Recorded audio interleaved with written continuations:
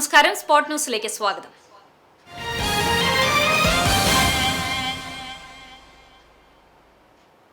ആനക്കാംപൊയിൽ കള്ളാടി തുരങ്കപാത നിർമ്മാണ സ്ഥലത്തുണ്ടായ ദുരന്തത്തിൽ സർക്കാർ അന്വേഷണം പ്രഖ്യാപിച്ചു. സാങ്കേതിക നിയമ പരിശോധനയും പരിസ്ഥിതി അനുമതി നൽകിയപ്പോഴുള്ള നിബന്ധനകൾ കമ്പനി പാലിച്ചോ എന്നതിലുള്ള പരിശോധനയും നടത്തുമെന്ന് മുഖ്യമന്ത്രി വാർത്താസമ്മേളനത്തിൽ വ്യക്തമാക്കി. സാങ്കേതിക നിയമ പരിശോധന നടത്തും. പാരിസ്ഥിതിക അനുമതി ലഭിച്ച വേളയിൽ കേന്ദ്രം നൽകിയ നിർദ്ദേശങ്ങളും നിബന്ധനകളും പാലിച്ചാണോ പണി നടക്കുന്നത് എന്നതിൽ പരിശോധന നടത്തും. ഈ രണ്ട് അന്വേഷണങ്ങൾക്ക് ശേഷം മാത്രമേ തുരങ്കപാത നിർമ്മാണം പുനരാരംഭിക്കൂ എന്നും അദ്ദേഹം വാർത്താസമ്മേളനത്തിൽ വ്യക്തമാക്കി. അതേസമയം വയനാട് മണ്ണിടിച്ചിൽ ദുരന്തത്തിൽ 3 മരണമാണ് ഔദ്യോഗികമായി സ്ഥിരീകരിച്ചത്. ജാർഖണ്ഡ് സ്വദേശിയായ തൊഴിലാളി അൻമോൾ റോയ്, ബീഹാർ സ്വദേശിയായ സിവിൽ ഫോർമാൻ ബികാഷ് കുമാർ സിംഗ്, മധ്യപ്രദേശ് സ്വദേശി ഓപ്പറേറ്റർ ചന്ദ്രപാൻ പാൽ എന്നിവരാണ് മരിച്ചത്. 9 പേർ പരിക്കേറ്റ് ചികിത്സയിലാണ്. 5 പേരെയാണ് ഇനി കണ്ടെത്താനുള്ളത്. ഇവർക്കായി ഇന്ന് രാവിലെ തെരച്ചിൽ തുടങ്ങി. മണ്ണിടിച്ചിലിൽ മരിച്ച 3 പേരുടെയും മൃതദേഹം പോസ്റ്റ്മോർട്ടം പൂർത്തിയാക്കിയ ശേഷം ഇന്നലെ രാത്രിയോടെ തന്നെ കോഴിക്കോട് മെഡിക്കൽ കോളേജിലേക്ക് മാറ്റി. എയർലിഫ്റ്റ് വഴി മൃതദേഹങ്ങൾ അവരവരുടെ നാട്ടിലെത്തിക്കും. കുട്ടികളുടെ മാനസികവും ശാരീരികവുമായ വളർച്ചയ്ക്ക് മുൻഗണന നൽകിക്കൊണ്ട് കുന്നംകുളം നഗരസഭയുടെ വാർഷിക പദ്ധതിയിൽ ഉൾപ്പെടുത്തി അംഗൻവാടികൾക്കുള്ള കളിപ്പാട്ട വിതരണോദ്ഘാടനം നഗരസഭ കോൺഫറൻസ് ഹാളിൽ നടന്നു. നഗരസഭാ ചെയർപേഴ്സൺ സൗമ്യ അനിലൻ ഉദ്ഘാടനം നിർവഹിച്ചു. വൈസ് ചെയർമാൻ PG ജയപ്രകാശ് അധ്യക്ഷത വഹിച്ചു. കുട്ടികളുടെ സർഗാത്മകതയും വിനോദവും വർദ്ധിപ്പിക്കുന്ന വിവിധ തരത്തിലുള്ള കളിപ്പാട്ടങ്ങളാണ് പദ്ധതിയിലൂടെ 48 അംഗൻവാടികൾക്ക് കൈമാറിയത്. ക്ഷേമകാര്യ standing committee chairperson Mini Moncy, ആരോഗ്യ standing committee chairperson Misha Sebastian, പൊതുമരാമത്ത് standing committee chairperson T Somasekharan, വിദ്യാഭ്യാസ standing committee chairperson Arsha Biju, വിവിധ കൌൺസിലർമാർ, ICDS ഉദ്യോഗസ്ഥർ, അംഗൻവാടി ജീവനക്കാർ എന്നിവർ പങ്കെടുത്തു.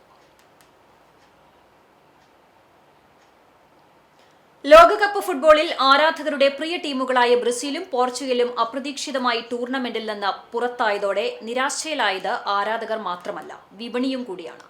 ലോകകപ്പ് സീസൺ ലക്ഷ്യമിട്ട് വലിയ തോതിൽ മുൻകൂട്ടി വ്യാപാരം നടത്തിയ ചെറുകിട കച്ചവടക്കാരുടെ പ്രതീക്ഷകൾക്കാണ് ഇതോടെ ചുവപ്പ് കാർഡ് ലഭിച്ചിരിക്കുന്നത്.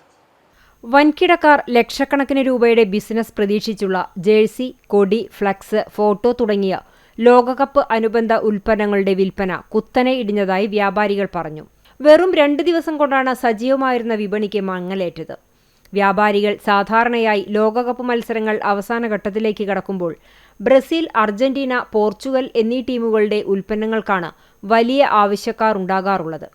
ടീമുകൾ മുന്നേറുന്നതിനനുസരിച്ച് വിൽപ്പനയും വർദ്ധിക്കുമെന്ന പ്രതീക്ഷയിൽ നിരവധി ചെറുകിട വ്യാപാരികളും അച്ചടിശാലകളും മുൻകൂട്ടി സ്റ്റോക്ക് ഒരുക്കുക പതിവാണ്. എന്നാൽ ഈ 2 വൻകിട ടീമുകളും ടൂർണമെന്റിൽ നിന്നും പുറത്തായതോടെ ആരാധകർ അനുബന്ധ ഉൽപ്പന്നങ്ങൾ വാങ്ങുന്നതിൽ നിന്നും പൂർണ്ണമായി പിന്മാറി.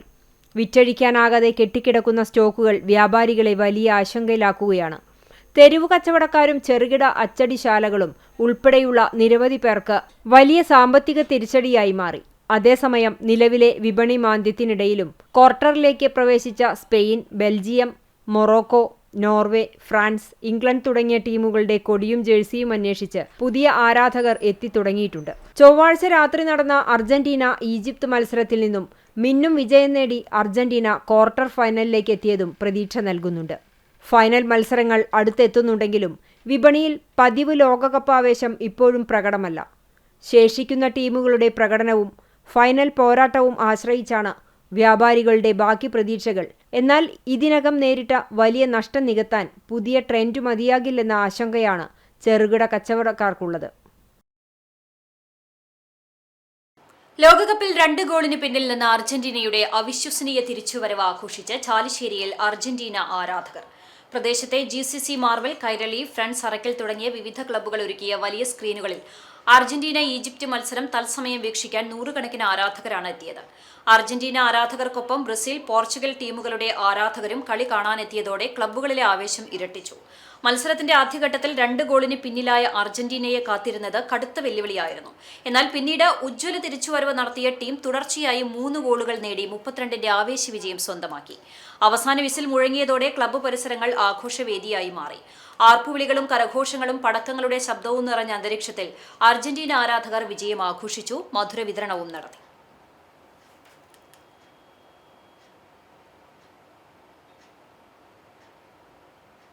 സമത കുന്നംകുളം ഈസ്റ്റ് വെസ്റ്റ് കമ്മിറ്റികളുടെ നേതൃത്വത്തിൽ ബാഡ്മിന്റൺ ടൂർണമെന്റ് സംഘടിപ്പിച്ചു. കുന്നംകുളം നഗരസഭയ്ക്ക് കീഴിലുള്ള 24ഓളം ടീമുകൾ മാറ്റുരച്ച പോരാട്ടത്തിൽ ശ്രീമുരുകൻ ചെമ്മണ്ണൂർ 1ാം സ്ഥാനവും നൻപൻസ് ചൊവ്വന്നൂർ 2ാം സ്ഥാനവും റെഡ് ആർമി ഇഞ്ചിക്കുന്ന് 3ാം സ്ഥാനവും നേടി. വനിതകളുടെ സൗഹൃദ മത്സരവും ടൂർണമെന്റിന് മാറ്റേകി. ആവേശോജ്വലമായ പോരാട്ടത്തിന് സാക്ഷ്യം വഹിക്കാൻ നിരവധി കായിക പ്രേമികൾ എത്തിയിരുന്നു.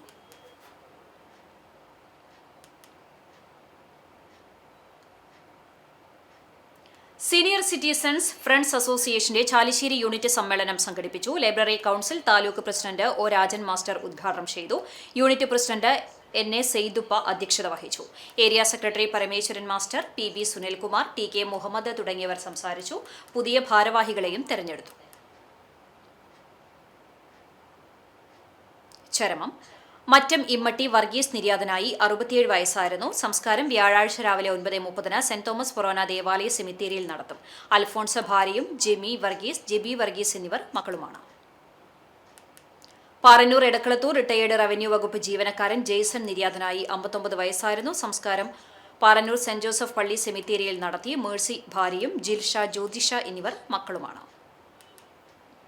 ഇതോടെ സ്പോട്ട് ന്യൂസ് സമാപിക്കുന്നു. നമസ്കാരം.